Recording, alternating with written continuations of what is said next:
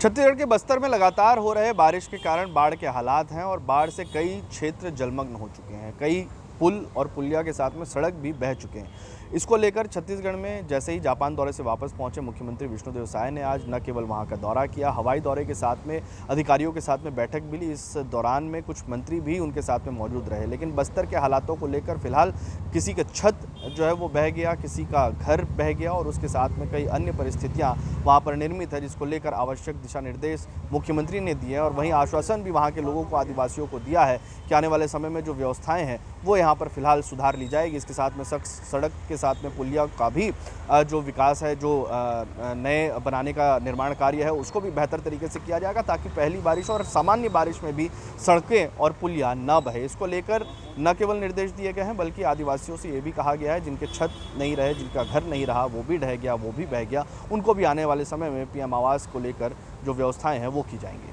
विदेश से लौटे हैं मुख्यमंत्री माननीय विष्णुदेव साय जी। बस्तर में जो बाढ़ के हालात बने हैं, बाढ़ से जो नुकसान हुआ है, उन सब चीज का अवलोकन करने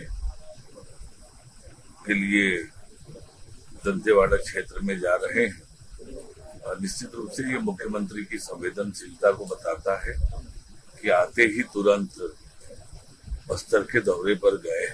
छत्तीसगढ़ में एनडीपीएस के मामले को लेकर एक बड़ी जो खबर है वो निकलकर सामने आ रही है। 10-10 से 15-15 साल तक 10 आरोपियों को फिलहाल जो है वो सज़ा यहाँ पर सुनाई गई है। विशेष न्यायालय ने आज ये सज़ा सुनाई है।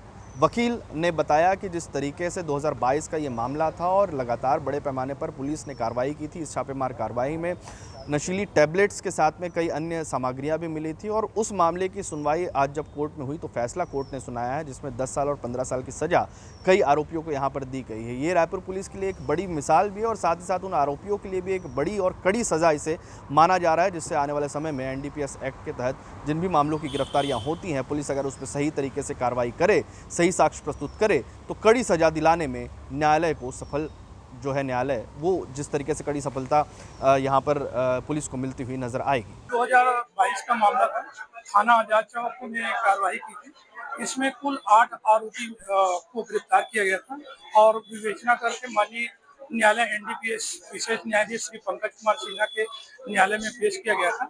वहां पर पूरे अभियोजन की गवाही और साक्ष्य के आधार पर 4 अभियुक्त को, रविंद्र गोयल और कमलेश साहू, मुकेश साहू को, ये लगभग 4 अभियुक्त को 15-15 वर्ष का कठोर कारावास और 1.5 लाख रुपए का अर्थदंड से दंडित किया गया है। नियाजुद्दीन वगैरह शेष और जो आरोपी है, साहिल है, हसन है, इन लोगों को 1-1 लाख का अर्थदंड और 10-10 साल का कठोर कारावास फैसला आज सुनाया, आज सजा दी है। टीएमसी की सांसद को लेकर छत्तीसगढ़ में जो एफआईआर दर्ज हुआ है, अब हो सकता है आने वाले दिनों में जो रायपुर पुलिस है वो महुआ मोहित्रा को हो सकता है गिरफ्तार करने जाए या फिर उनसे पूछताछ करने जाए। इसको लेकर रायपुर एसपी ने भी अपना बयान दिया है। हाल ही में ही अमित शाह को लेकर उन्होंने टिप्पणी की थी, जिसको लेकर सोशल मीडिया में वीडियो वायरल हुए थे।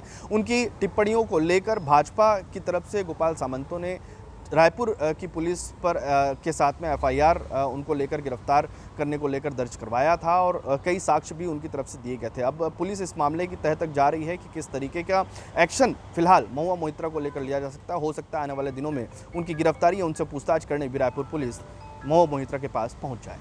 अभी इसमें जो प्रार्थी गोपाल सामंतों के द्वारा लिखित आवेदन दिए जाने पर थाना माना में अपराध क्रमांक 288 धारा 196, 197 बीएनएस के तहत में अपराध पंजीबद्ध किया गया है। प्रकरण में आगे की विवेचना किया जा रहा है। प्रार्थी एवं अन्य उसके जो गवाह हैं उनके स्टेटमेंट लिए जा रहे हैं।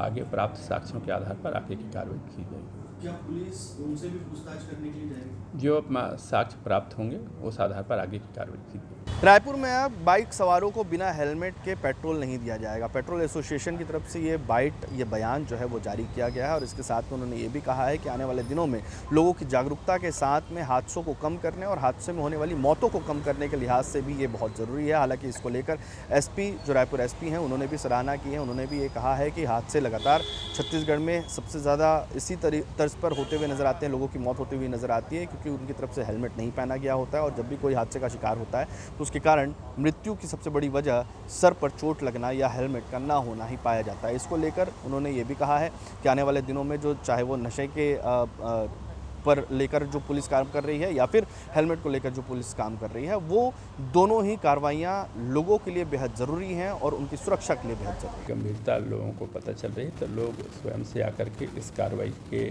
सहयोगी बन रहे हैं, साथ आ रहे हैं। इसी परिप्रेक्ष्य में पेट्रोल पंप संचालकों के द्वारा भी एक अपील की गई है और उनके द्वारा एक पहल की गई है, जिसके तहत में कोई भी दोपहिया वाहन चालक उनके पेट्रोल पंप में पेट्रोल डलाने के लिए जाता है तो उसको उन्हें हेलमेट की अनिवार्यता रखा है।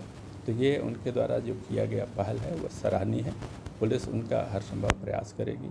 किसी के द्वारा कोई उलझने का प्रयास किया जाता है तो उसके विरुद्ध में भी पेट्रोल पंप के साथ हम लोग खड़े हुए हैं और उनके जो इस पहल का पुलिस पूरा स्वागत करती है और मुझे लगता है कि हर समाज और हर संगठन को इसमें आगे आना चाहिए, क्योंकि हेलमेट उसके जो वाहन चालक है उसके सुरक्षा के संबंध में है, किसी दूसरे के लिए नहीं।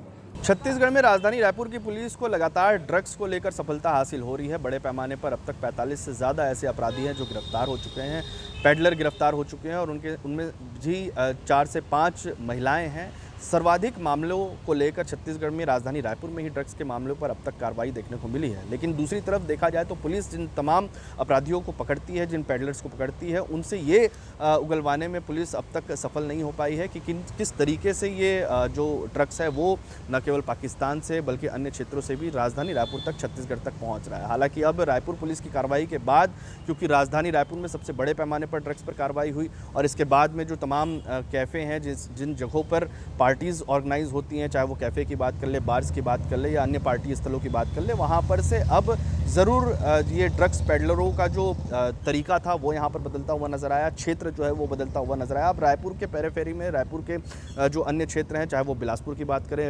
राजनांदगांव की बात करें, अंबिकापुर की बात कर ले या फिर भिलाई दुर्ग की बात कर ले, इन क्षेत्रों पर से सबसे ज़्यादा युवा शनिवार और रविवार के तर्ज पर पार्टी मनाने राजधानी रायपुर पहुँचते थे। लेकिन अब जो है जो पेडलर्स हैं वो इन क्षेत्रों पर सबसे ज़्यादा बिक्री करते हुए नज़र आ रहे हैं। अब उन पर पुलिस कब तक कार्रवाई करेगी और इसको रोकने के लिए पुलिस और बेहतर तरीके से, जो चाहे वो राजनीतिक व्यक्ति हों या फिर व्यापारिक हों जिनके नाम भी सामने आए हैं, उन पर कब तक कार्रवाई होगी, इस पर सबकी निगाहें टिकी हुई। हम लोगों को बिल्कुल भी कहीं से कोई नहीं है।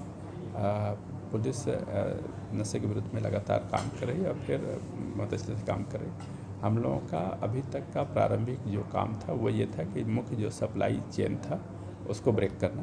सप्लाई चेन को लगभग यहाँ से की बात हो या पंजाब की बात हो तो उसको लगभग डिस्ट्रॉय किया गया है। अभी भी कुछ बाकी होंगे, उसके लिए काम किया जा रहा है। आज भी कुछ लोगों की गिरफ्तारी की जाएगी और फिर पेश किया जाएगा।